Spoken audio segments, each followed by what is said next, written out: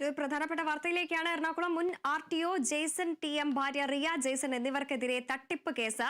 ബിസിനസ്സിൽ പാർട്ണറാക്കാമെന്ന് പറഞ്ഞ് 75 ലക്ഷം രൂപ തട്ടിയെന്നാണ് കേസ്. എറണാകുളം സ്വദേശി അൽ അമീനാണ് പരാതിക്കാരൻ. വിവരങ്ങളുമായി വിജിത ചേരുന്നു. വിജിത, ബിസിനസ് പാർട്ണറാക്കാമെന്ന് പറഞ്ഞാണ് 75 ലക്ഷം രൂപ തട്ടിയെടുത്ത കേസ്. അൽ അമീനാണ്, എറണാകുളം സ്വദേശിയായ അൽ അമീനാണ് പരാതിക്കാരൻ.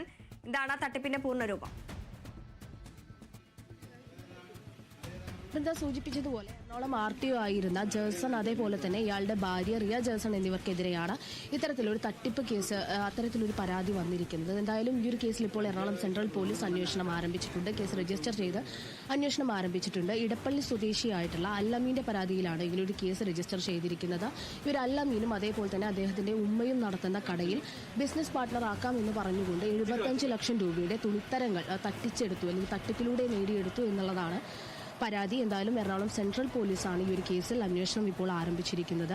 ഈ എറണാകുളം ചീഫ് ജുഡീഷ്യൽ മജിസ്ട്രേറ്റ് കോടതിയുടെ ഉത്തരവ് പ്രകാരമാണ് ഇത്തരത്തിൽ ഒരു അന്വേഷണം നടത്താൻ നിർദ്ദേശിച്ചിരിക്കുന്നത്. എറണാകുളം സെൻട്രൽ പോലീസിനോട് ഇത്തരത്തിലൊരു അന്വേഷണം നടത്താനായി നിർദ്ദേശിച്ചിരുന്നത്. എന്തായാലും ജാമ്യമില്ലാ വകുപ്പുകൾ, വഞ്ചന കുറ്റമാണ് ഈ ഒരു കേസിൽ ചുമത്തിയിരിക്കുന്നത് എന്നുള്ളത് തന്നെയാണ് ഏറ്റവും പ്രധാനപ്പെട്ട കാര്യം.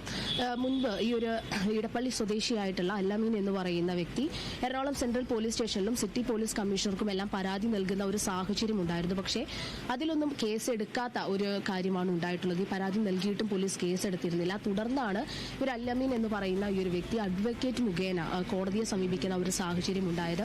കോടതിയിൽ ഇത്തരത്തിലൊരു ഹർജി, ഇത്തരത്തിലൊരു പരാതി സമർപ്പിക്കുകയും അതിനെ തുടർന്ന് ഈ ഒരു പരാതി ഫയൽ ചെയ്തതിന് ശേഷം കോടതിക്ക് തന്നെ ഇതിൽ പ്രഥമ ദൃഷ്ട്യാ കേസെടുക്കാനുള്ള കാര്യങ്ങളുണ്ട് എന്ന് ബോധ്യപ്പെടുകയും ചെയ്യുകയായിരുന്നു. അതിനെ തുടർന്നാണ് പിന്നീട് സെൻട്രൽ പോലീസ് സ്റ്റേഷൻ SHOക്ക് ഇത്തരത്തിലൊരു നിർദ്ദേശം നൽകുന്നത്. ഈ കേസ് അന്വേഷിക്കണം എന്നുള്ള കാര്യത്തിൽ ഒരു നിർദ്ദേശം നൽകുകയും തുടർന്നാണ് സെൻട്രൽ പോലീസ് ഇത്തരത്തിലൊരു കേസെടുത്ത് അന്വേഷണം രജിസ്റ്റർ ചെയ്ത് അന്വേഷണം ആരംഭിക്കുന്ന ഒരു സാഹചര്യം ഉണ്ടാവുകയും ചെയ്യുന്നത്. എന്തായാലും ഇപ്പോൾ ഈ ഒരു കേസിൽ അന്വേഷണം തുടരുന്നുണ്ട് എന്നുള്ള കാര്യമാണ് അറിയാൻ സാധിക്കുന്നത്. നിസ്സാര കാര്യമല്ല. 75 ലക്ഷത്തോളം രൂപയൊക്കെ ഇങ്ങനെ പറ്റിക്കുക അല്ലെങ്കിൽ തട്ടിയെടുക്കുക എന്ന് പറയുന്നത് വളരെ മോശമായിട്ടുള്ള ഒരു കാര്യം തന്നെയാണ്. എന്തായാലും ഇപ്പോൾ ഈ ഒരു കേസിൽ അന്വേഷണം തുടരുന്നുണ്ട് എന്നുള്ള കാര്യമാണ് നമുക്ക് അറിയാനായിട്ട് കഴിയുന്നത്. വൃത്ത. ശരി വിജിത.